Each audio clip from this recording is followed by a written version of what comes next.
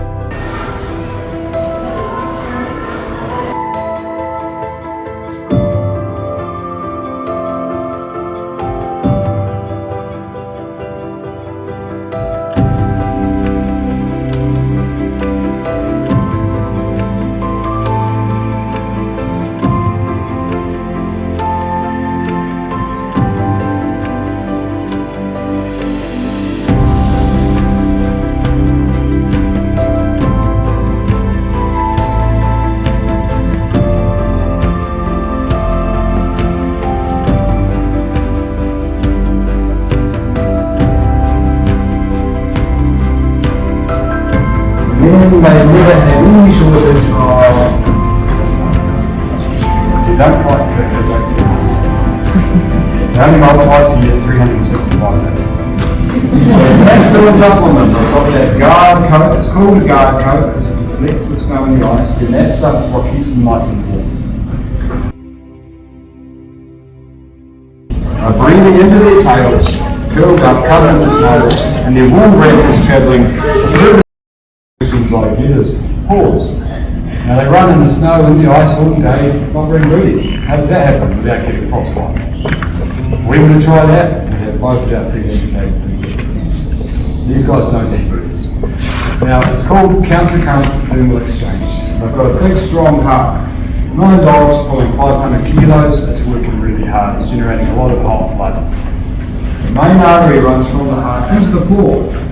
All of the veins in contact with the ice, building up the cold blood, coil around that artery, and back to the heart. The colder the paw gets, the more arterial blood pumps in, heating that cool front. It's very, very clever.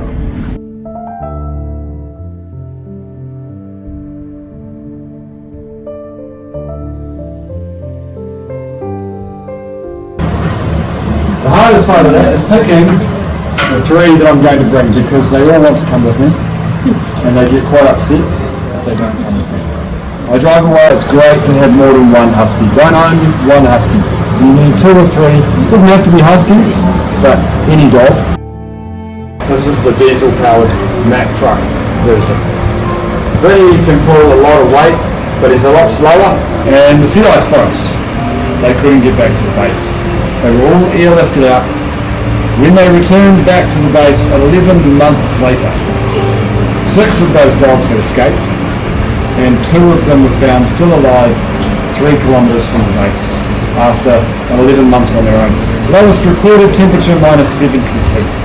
They're not inherently naughty, they are just independent. Lots of exercise, plenty of socialising to see in the snow as well. It's like your sunglasses. So because we've got 9 of them, they live in a pack. And the pack has an order of who's the boss and who's at the bottom. She's at the bottom. So she gets a bit of a hard time, this girl. See, she's a bit nervous around the other ones because she's trying to make sure she's always doing the right thing. You see, she's trying to figure it all out. And if she doesn't do the right thing, these 2 might tell her off.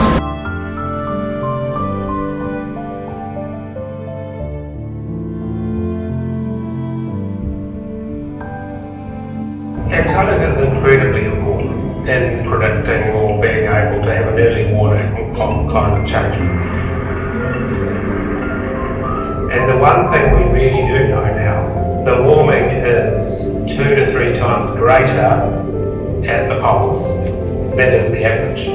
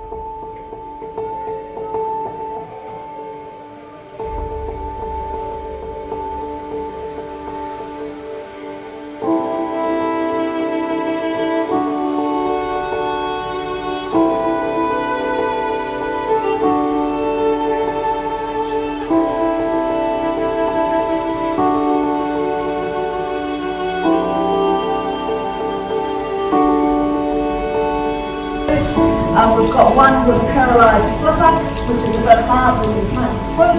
So you see one kind of going around in circles, that'll be why.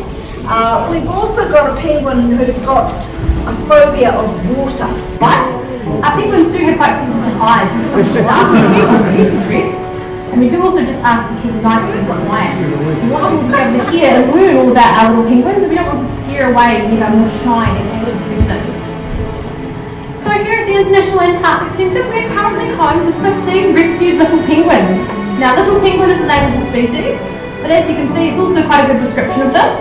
They're very small, the smallest of all 18 penguin species that we know of, only standing around 30 centimetres tall and weighing about 1 kilogram on average. So there's quite a difference in size between their largest cousin, the emperor penguin, which can be a little bit over 1 metre tall and weigh upwards of 30 kilos. That's because another big difference between the two species is where we're going to find them living. So often when we think of penguins, we might think of those cold and icy places where we find the emperor penguins, as well as the Delhi penguins, Christchurch and Gentoo penguins down in Antarctica. But in fact, we can find different species of penguins living all around the southern hemisphere. And far north is the Galapagos Islands, and even some places like South Africa and South America. Now, as for the little penguin, they live right here in Aotearoa, New Zealand, as well as some of the southern parts of Australia, and a few of the neighbouring islands. They're also known as the little blue penguin because of the beautiful blue colour they have to their feathers. If you're from Australia, you probably know them as hairy penguins. And here in New Zealand, we also know them by their great name, korora, which is thought to come from the beautiful love songs they sing to each other during the breeding season. Now, our korora who live with us here are very fortunate to find themselves living with us. Most of the penguins you do see here were once wild penguins, but they've unfortunately come in contact with some of the menacing threats their species faces out in the wild. Now, while they have natural predators out at sea, this also now includes a lot of introduced threats in the form of introduced predators, collisions with our vehicles like cars and boats, destruction of their coastal habitat and marine pollution, and the effects of overfishing and climate change. Now, luckily for all the little penguins living here, they've discovered before it was too late. They were taken to rehab centres all around New Zealand, and there the specialist vets who looked after them realised that they had some sort of injury or disability that meant they would no longer be able to survive out in the wild. So that's when they got their second chance at life. They were invited to come and live with us here at the Antarctic Centre, where we can take care of some of those additional needs that they might now have, while also hopefully teaching people about some ways that they can help their wild cousins. So welcome back everyone to the second half of our penguin feeding, and thank you for staying so nice and quiet. Now for the second half of the feed, it's extra important that we keep staying quiet. This is where we usually see some of our more shy and anxious penguins, and we don't want to start them away when they've had their dinner. I'm thinking in particular of a little penguin called Wiley. Now Wiley lives here with us after being attacked by one of the little penguin's introduced predators here in New Zealand. When we think of an introduced predator, most of us will probably think of a wild animal like a stoat or a ferret, and even smaller animals like regular hedgehogs, which can all go after penguin eggs and chicks during breeding season. But Wiley was actually attacked by an animal that would be a little bit closer to home for most of us. In fact, many of us may even have one in our home. She was attacked by somebody's pet dog.